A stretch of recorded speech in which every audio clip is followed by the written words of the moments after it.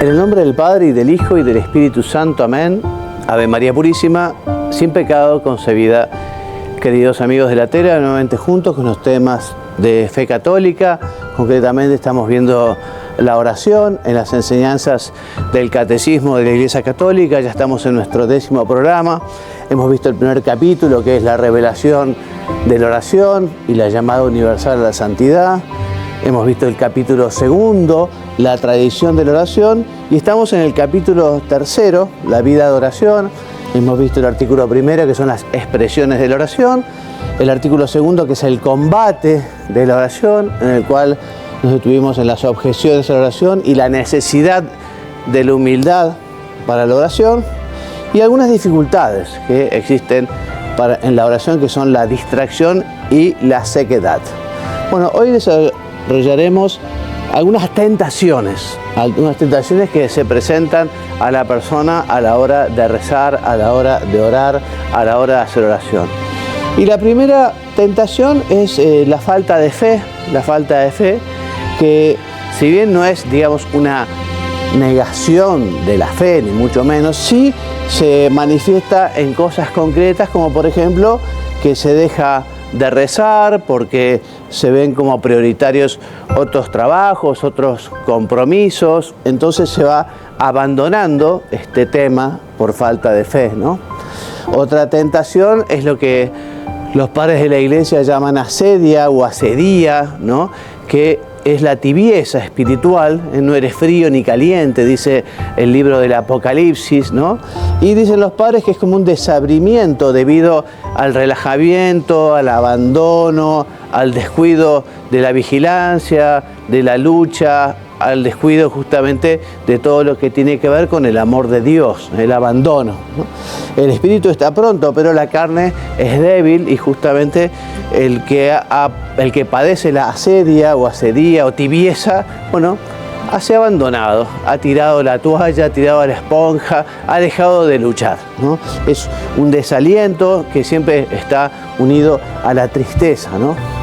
Pero justamente aquí está el tema de la humildad, cuando justamente existen esos peligros de la oración, que son el cansancio, que es la tentación, ¿no? Ya vamos a ver otros peligros. Bueno, es la hora de la humildad, de decir, bueno, Dios es mi Padre, Dios está cerca, yo no puedo, pero no estoy solo. Entonces, justamente, la humildad no se extraña de las propias debilidades, de las propias miserias. Una característica fundamental de la oración cristiana es la confianza filial. O sea que Jesucristo, cuando vino, nos revela que Dios es nuestro Padre. No solo es creador, todopoderoso, sino que es nuestro Padre y que está cerca.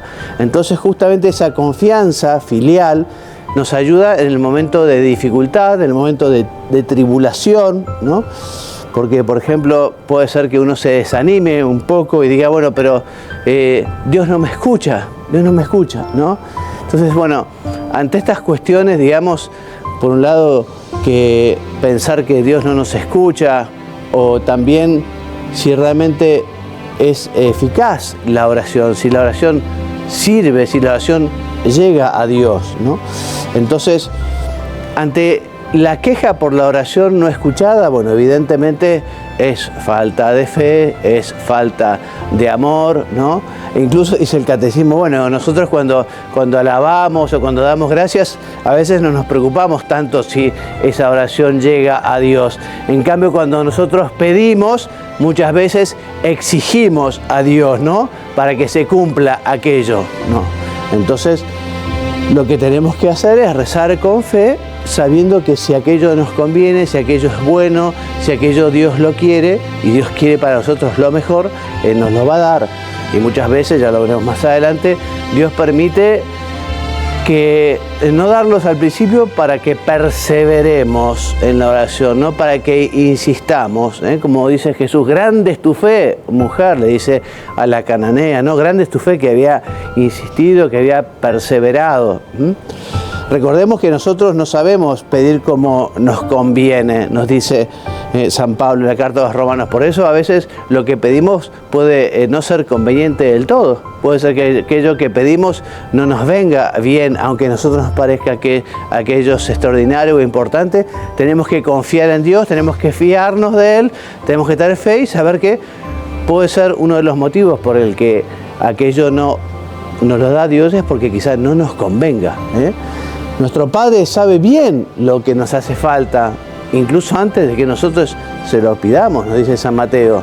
Pero también espera nuestra petición porque Dios nos quiere libres. Entonces, justamente, como manifestación de esta libertad, Dios nos da la posibilidad de que pidiendo seamos escuchados. Si Dios, digamos, nos diera todo continuamente, en fin, también perderíamos de alguna manera la libertad. Lo mismo que si Dios tuviera una presencia tan fuerte que no tuviéramos posibilidad de elegir otra cosa y ya no seríamos libres, ¿no? Entonces, por eso nos dice San Pablo en la carta a los Romanos, es necesario orar con espíritu de libertad para poder conocer la verdad de su deseo. No tenéis por qué no pedís, no tenéis por qué no pedís, ¿no? Dice, pedís y no recibís, porque pedís mal, con la intención de malgastarlo en vuestras pasiones, dice el apóstol Santiago, ¿no? No recibimos porque pedimos mal, porque no nos conviene, ¿no? Y si pedimos con un corazón dividido, Dios no puede escucharnos. También dice Santiago, ¿pensáis que la Escritura dice en vano, tiene deseos ardientes el Espíritu que Él ha hecho habitar en nosotros? O sea, Dios está deseando ardientemente hacernos felices, pero Él sabe el camino, Él sabe cómo hacerlo. Nosotros no podemos pretender manipular a Dios, ¿no? Hay gente que le gustaría rezar el Padre Nuestro diciendo hágase mi voluntad en la tierra como en el cielo, y piensa que efectivamente si Dios hiciera la voluntad de aquel, todo sería mejor. No, eso es una soberbia tremenda, digamos, ¿no? Por lo tanto, mucha falta de fe. Confiar en Dios, porque Dios está celoso de nosotros, lo que es señal de la verdad de su amor. Confiemos en Él, porque el Señor nos quiere felices, nos quiere santos. Evagrio Póntico dice, no te aflijas si no recibes de Dios inmediatamente lo que pides. Es Él quien quiere hacerte más bien todavía mediante tu perseverancia en permanecer con Él en oración. Él quiere que nuestro deseo sea aprobado en la oración. Entonces así nos disponemos con humildad, con sencillez, ¿no? Como dice San Agustín, así se dispone a recibir lo que Él está dispuesto a dar. La oración es siempre eficaz. ¿Por qué? Bueno, por un lado porque Dios ha tomado todas nuestras oraciones y todas nuestras plegarias y se las ha pedido al Padre. Dios pide por nosotros, Jesús pide al Padre por nosotros, Jesús pide en nosotros, Jesús pide por nosotros. Jesús ora también por nosotros y nuestro lugar y favor nuestro. O sea que por eso es eficaz, porque Dios, porque Jesús, porque el Verbo encarnado ha tomado nuestras plegarias y por su pasión, por su muerte y su resurrección, ha presentado esas oraciones y esas plegarias al Padre. Nuestras peticiones han sido recogidas una vez por todas en sus plegarias y escuchadas por el Padre. Y si nuestra oración está resueltamente unida a la de Jesús, tanto en la confianza como en esa audacia filial de la que hablamos, obtenemos todo lo que pidamos en su nombre y aún más de lo que pedimos, porque Jesús nos dará nada más ni nada menos que al Espíritu Santo. El Espíritu Santo que justamente contiene todos los dones, todos los bienes, todas las gracias. Número 4, perseverar en la oración. Nos dice San Pablo en su carta a Timoteo que debemos orar constantemente. A Efesios, dando gracias continuamente y por todo a Dios Padre, en nombre de nuestro Jesucristo, siempre en oración y súplica, orando en toda ocasión en el Espíritu. Y así velando juntos con perseverancia e intercediendo por todos los santos. Nos dice Evagrio Póntico, no nos ha sido prescrito trabajar, vigilar y ayunar constantemente, pero sí tenemos una ley que nos ha mandado orar sin cesar. Orar sin cesar. O sea que tenemos que convertir el trabajo en oración, tenemos que convertir la vida de familia en oración, tenemos que convertir todos nuestros quehaceres en oración. Y eso se hace en la medida en que tengamos un corazón enamorado, en la medida que estemos enamorados de Jesús. Es justamente en el amor, confiado, ese amor perseverante, lo que nos conseguirá esa oración constante. Tres son las evidencias que abren nuestros corazones, evidencias de fe sobre la oración. Por un lado, que orar siempre es posible. Siempre es posible orar, como te decía. Y es el objetivo, es ser contemplativos. No hace falta salirse del mundo, no hace falta irse a un convento. Nosotros tenemos que conseguir esa presencia de Dios continua, como te decía, convirtiendo en oración nuestro trabajo, nuestra tarea, nuestro descanso, nuestra vida de relación con los demás, ¿no? Entonces, orar se puede siempre, se puede siempre. Es posible incluso, nos dice San Juan Crisóstomo, en el mercado o en un paseo solitario, hacer una frecuente y fervorosa oración, sentados en vuestra tienda, comprando o vendiendo, incluso haciendo la cocina. O sea que tenemos que buscar esa presencia continua de Dios, saber que Dios está cerca, saber que Dios me escucha, saber que aquello lo estamos haciendo con Dios y por Dios y para Dios. Segunda idea, orar es una necesidad vital. ¿En qué sentido? En que si dejamos de rezar, morimos al espíritu. No se puede vivir sin oración. No se puede vivir sin oración. Dice San Pablo a los Gálatas justamente que vamos a caer en la esclavitud del pecado, que es justamente el pecado, la muerte del alma. ¿Cómo puede el Espíritu Santo ser vuestra vida si nuestro corazón está lejos de Él? Nada vale tanto como la oración. La oración hace todo posible, la oración nos acerca a Dios, ¿no? Es imposible que el hombre que ora pueda pecar. Impresionante, ¿no? Y San Alfonso María de Ligorio, quien ora se salva, o sea, consigue el cielo, se salva, ciertamente. Quien no ora se condena, ciertamente. Santa Teresa de Jesús, en una afirmación bastante impresionante, dice que el que no ora, el que no reza, no necesita un demonio que lo tiente.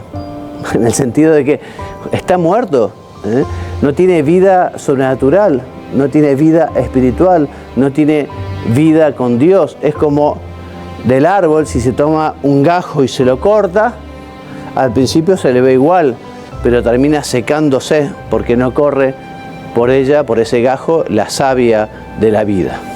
Bueno, y en tercer lugar, oración y vida cristiana. O sea, la vida cristiana es inseparable de la oración.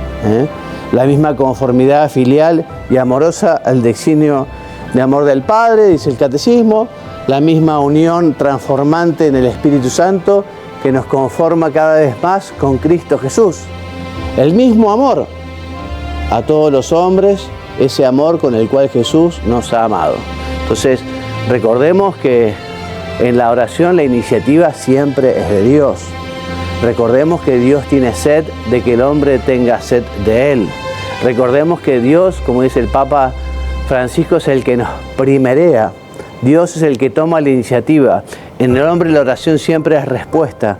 Por eso justamente cuando oramos estamos respondiendo a todo ese amor que Dios nos da, ¿no? Todo lo que pidáis al Padre en mi nombre, nos dice el Señor, os lo concederá. Y dice San Juan, palabras del Señor, lo que os he mandado es que os améis los unos a los otros. ¿Cómo vamos a amar a los otros si no amamos a Dios? Y no podemos decir que amamos a los otros, o que no podemos decir que amamos a Dios si no amamos a los demás, si no amamos a los otros. Por eso la oración tiene que ser esa relación de amor continuo con el Señor que se va manifestando de diversas maneras. Solo así podemos encontrar realizable el principio de la oración continua. Bueno, y antes de hablar de la oración de la hora de Jesús, vamos al corte y continuamos en un minuto.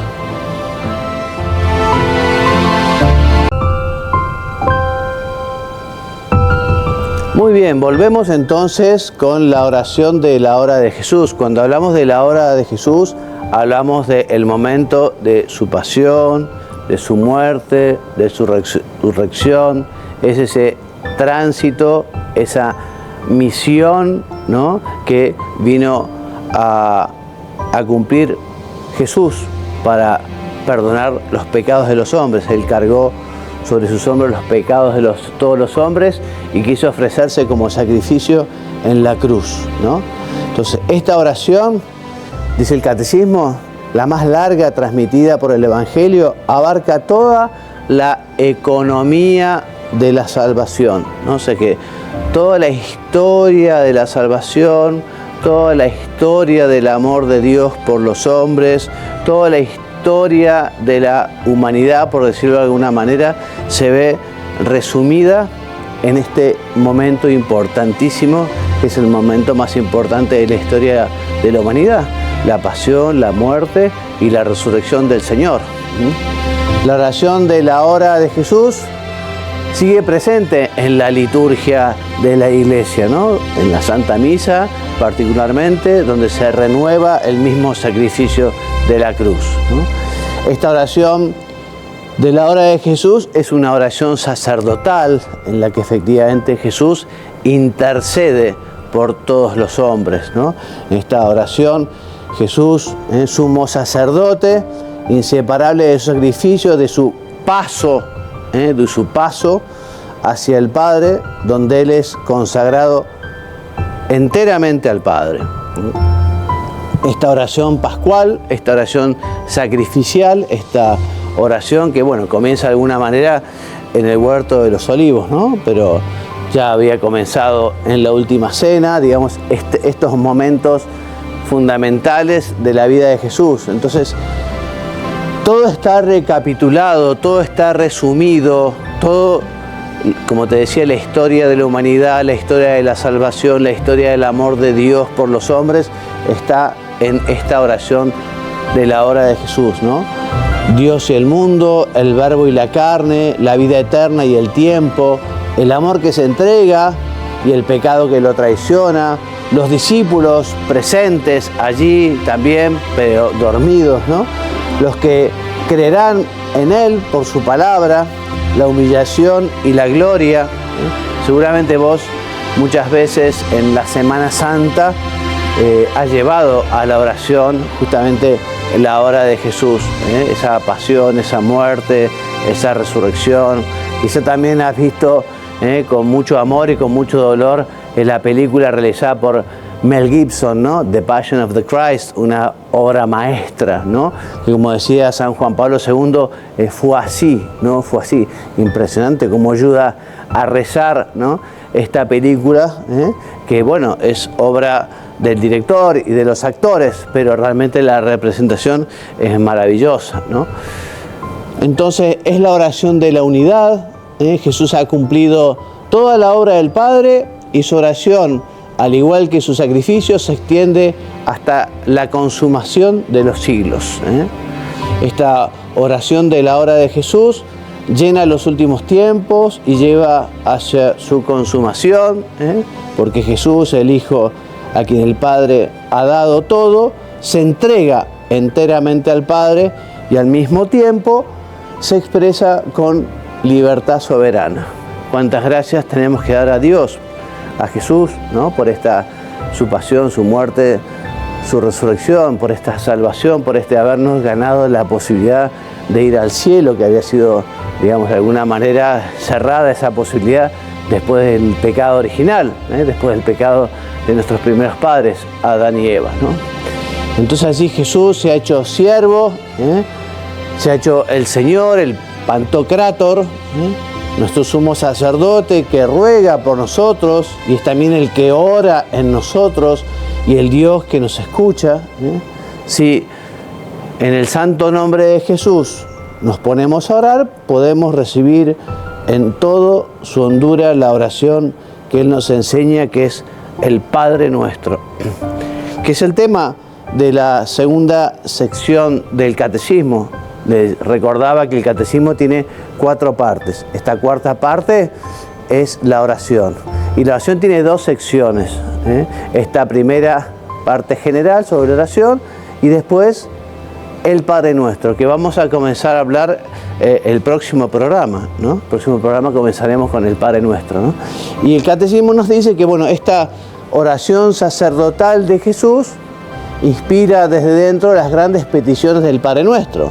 O sea, la preocupación por el nombre del Padre, santificado sea tu nombre, el deseo de su reino, venga a nosotros tu reino, el cumplimiento de la voluntad del Padre, de su designio de salvación y la liberación del mal o la liberación del maligno. Por último, en esta oración Jesús nos revela y nos da el conocimiento indisociable del Padre y del Hijo, que es el misterio mismo de la vida de la oración. El Catecismo hace un resumen de lo visto. Esto justamente nos sirve un poco para recapitular esta última parte y resumir esta última parte. Entonces recordemos, la oración siempre supone esfuerzo, supone lucha contra nosotros mismos y contra las astucias del tentador. Y ese combate de la oración es inseparable del combate espiritual, necesario para actuar habitualmente según el Espíritu de Cristo. Sí, porque después del pecado original hemos quedado como inclinados hacia el pecado, proni ad peccatum. Entonces justamente tenemos que luchar contra esas tentaciones, contra esos malos deseos o esas malas inclinaciones. Por eso la vida es lucha, por eso la oración es combate. Nos dice el Catecismo, se ora como se vive, porque se vive como se ora. Y te pregunto, ¿y cómo es tu oración? Porque según cómo sea tu oración, también será tu vida. San Juan Clímaco, un padre de la Iglesia, dice que el Señor da el don de la oración, el regalo de la oración al que ora. O sea, si uno no reza, no va a recibir el regalo de la oración. Si uno dice, esto es muy difícil, esto me cuesta, esto no tengo feeling, no tengo contacto, no tengo sintonía. Bueno, si nosotros no rezamos, tampoco vamos a conseguir la gracia de la oración. Pasa también en la vida cotidiana, ¿no? A nadar se aprende nadando, ¿no? Quizá uno se ahoga un poco cuando son chiquitos, pero si uno quiere aprender a nadar, tiene que salir a nadar, ¿no? Y a rezar también se aprende rezando porque Dios nos enseña, Dios nos ayuda. También nos dice el Catecismo, en el combate de la oración debemos hacer frente a concepciones erróneas. ¿Te acordás? Una de ellas, que la oración no sirve para nada, que la oración es una pérdida de tiempo. Otras concepciones erróneas sobre la oración es que la oración es unirse a la nada, a la no existencia, y eso no es la oración cristiana. Puede ser oración trascendental, puede ser budismo, pero no es oración cristiana. En fin, eso lo vimos también. Esas corrientes, esa mentalidad o esa experiencia, digamos, negativas de la oración que también pueden ser personales. A estas tentaciones que ponen en duda la utilidad o la posibilidad misma de la oración, conviene responder con humildad, confianza y perseverancia, dice el Catecismo. ¿Cuáles son las principales dificultades de la oración? Lo decíamos, en la distracción, que bueno, a veces podemos convertirla en oración porque puede ser tema de conversación con el Señor, eso que nos distrae, eso a donde se nos va la cabeza, ¿no? O la sequedad, que a veces Dios permite que se haga más cuesta arriba y que sea más difícil rezar, pero cuando uno pone esfuerzo, cuando uno pone lucha, esa oración vale mucho más que quizá uno que está muy motivado o tiene muchas ganas de rezar, ¿no? Bueno, el remedio para estas dificultades o tentaciones justamente son la fe, la conversión, ese querer volver siempre a Dios, esa vigilancia del corazón. 2 tentaciones frecuentes, la falta de fe, que como te decía no es un rechazo frontal a decir, bueno, no creo, ¿no? Pero sí son acciones concretas. Uno se abandona, deja de rezar porque le cuesta, ¿no? Entonces entra la tibieza, la asedia, el abandono, ya uno no quiere seguir, digamos, luchando. La confianza filial se pone a prueba cuando tenemos sentimientos de no ser siempre escuchados, ¿no? Que a veces Dios permite justamente para que perseveremos y para poder decirnos, bueno, grande es tu fe, que has insistido. Por eso también el Evangelio nos invita a conformar nuestra oración al deseo del Espíritu. O sea, nosotros rezamos, nosotros pedimos, pero queremos que se haga la voluntad de Dios. Por eso rezamos y pedimos, y le decimos a Dios, bueno, si eso es lo conveniente, si eso es bueno, etc. Estamos llamados a orar continuamente, porque además orar siempre es posible.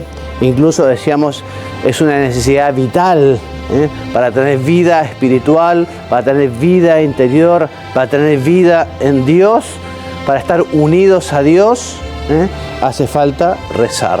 Si uno no reza, si uno no hace oración, se muere espiritualmente.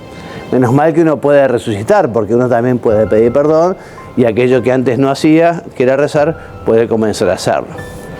Decíamos que la oración y la vida cristiana son inseparables, y por último terminamos este capítulo hablando de la oración en la hora de Jesús, ¿no? La oración en Getsemaní, la oración de su pasión, de su muerte y de su resurrección. Decíamos que esta es oración sacerdotal, oración de Jesús por la humanidad, que resume y recapitula toda la economía de la creación y la salvación, y que inspira las grandes peticiones del Padre Nuestro.